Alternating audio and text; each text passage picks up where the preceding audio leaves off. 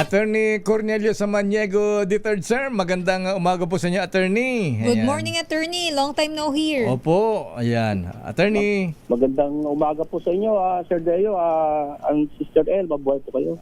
Attorney, ayan, bago namin kayo tanongin kung ano nangyari kay Carly Diskaya, ba't dadalhin daw sa ospital o operahan? Kandidato pa sa pagiging junior grand warden. Ay, hindi po. Hindi ba? Akala ko nangangampanya ka na eh. Ayan. Anyway, Attorney Cornelio Samaniego, sir, ano nangyari kay Carly Diskaya? Nakalimutan na. At saka Ayan, kumusta na po oo. ba siya ngayon? Mag-iisang taon na yata. Ilang buwan na ba nakakulong sa Senado?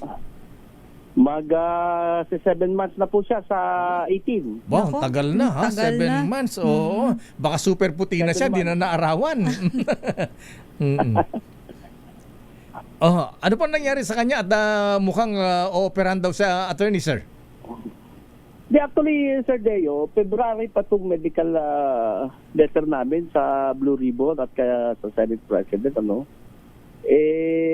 February 25, noong March 5, nag-undergo siya ng MRI at nakita nga doon na naputo lang tendon niya sa right shoulder, 1.8 centimeters. Wala, naputol. Ba? Oo, naputol po. Ano bang nangyari sa kanya?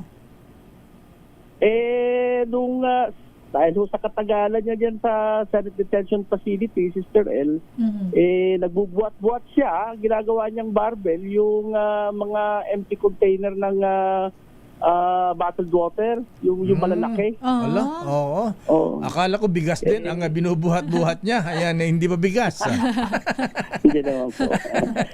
So, kaya nagkaroon ng ganon? Oo, naputol po. Naputol yung tendon niya sa right Ala. shoulder. Kailangan nung maoperahan. Mm-mm. Tinignan ho siya ng personal niyang doktor, pumunta sa Senate Detention Facility at binasa yung MRI, ay putol nga po talaga. Putol. So kailangan ho niyang mag-undergo ng operation para mapagdugtong daw po yung tendon sa right shoulder. Ayan. So hindi nagagalaw yung kanang kamay niya ngayon? Hindi Oo, meron. makakilos? Ano bang... Ay gagalaw naman po niya pero hindi na normal. Ayan. Pero ba ano nangyari na sa kanya? Ba't 7 months? May kaso na ba siya? Ba't di nililipat sa regular na kulungan? O kaya alam mo mas maganda? Sa Pasay City Jail o dyan sa Senado? Kung saan ho siya komportable. Mm-mm. Actually, Sir Deo, may mga kaso namang na-file sa kanya kaya nang mga available po. Available. Ano po ba yung mga kasong as of now, attorney, ay naka-file at ilang cases po ba ito? Yung sa tax evasion po niya, may mga kasong na-file pero to available po.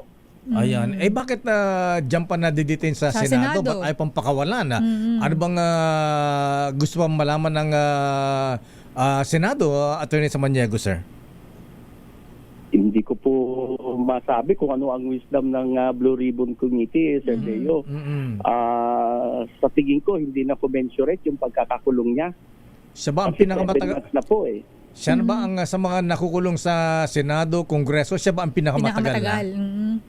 Sa pagsasaliksik ko po sa about houses, siya yung pinakamatagal talaga. Wow. Oo. Record-breaking na siya. Ano po yung usapan ninyo, attorney, with the Senate Blue Ribbon Committee? Bakit po hindi pa rin daw po pwedeng makalabas ng Senado ang inyo pong kliyente? Sister L, kasi na-contempt kasi siya, no? Until now, nasa under contempt pa rin siya.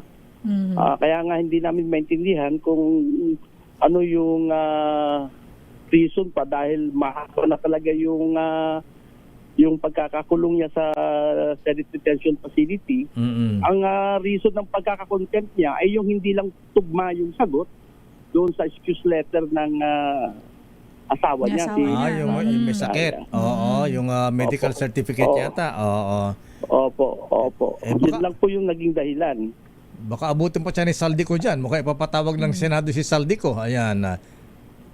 Mas maigi nga yun, Sir Dayo, para matapos na yung investigasyon na yan. Kasi Wala akong indefinite ho kasi ang schedule eh. Kaya Aha. ganyan ho, nagtatal din si Sir Curly sa kulungan. Mm-mm. Hindi makapag-submit ng report ng Blue Ribbon. So, kaya ganyan ho siya. O kaya hanggat hindi siya pinapakawalan, nandyan ho siya talaga. Ayan. O kaya kung may kaso siya, di ba pwedeng ilipat na lang siya sa Oblo, sa City Jail. Kasi kung nasa City Jail siya, may chance pa maging mayor. Huwag naman. At saka may makasalamuha siya dyan sa Senado. At least sa Oblo, may makasama siya. Dyan, mag-isa lang siya. Ang gusto lang naman ho namin, puro humanitarian reason lang naman. Kasi nga, Ayun. medical na po ito eh. Tama. Ibang usapin na po ito. Kasi sabi ng doktor niya, baka hindi mo na maitaas ang kamay mo, hindi mo na maibalik yung dati mong ginagawa. Ala. Pag tumagal yan, kasi baka tubuan ng muscle.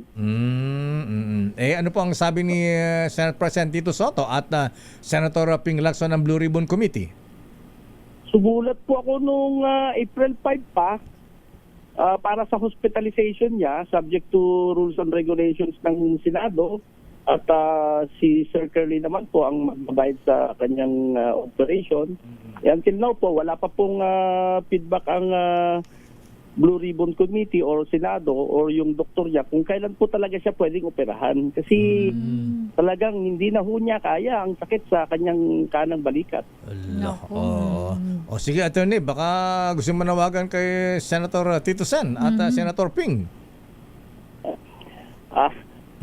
Tito Sen, baka naman pwede ho nating mapagbigyan ang request ng ating kliyente na for this hospitalization and operation, Tito Sen, Senator Ping, sir. For humanitarian reason lang po. Baka pwede. Ayan. Yun lang po. Di ba niya namimiss si Madam Sara Diskaya? Nakakapag-usap naman po sila nag-uusap sa sila. telepono. Ganon. May yung authorized phone po ng Senate saka dun sa BGMP Lapu-Lapu City. Nasa Lapu-Lapu City Nasa Jail pa si Lapu-Lapu. Sara Diskaya. Opo. So, ang kanilang affair ngayon ay long distance affair. Ganun. Relationship, hindi yung affair. Ganun ba? Mag-asawa eh. Ganun. Okay nga Rod, attorney sir. Ayan, maraming salamat po at see you in Tagaytay. Thank you, attorney. Maraming salamat, Sir Deo, at congratulations sa Sister L. Welcome to the family. Magiging kung sino man yung swerteng lalaki. Salamat po. Thank you, attorney. Maraming salamat, attorney. Salamat po. Thank you Salamat very po. much sa Mabuhay po TGIF. kayo. Mabuhay po kayo. Attorney Cornelio Samaniego, Vizcaya the Third.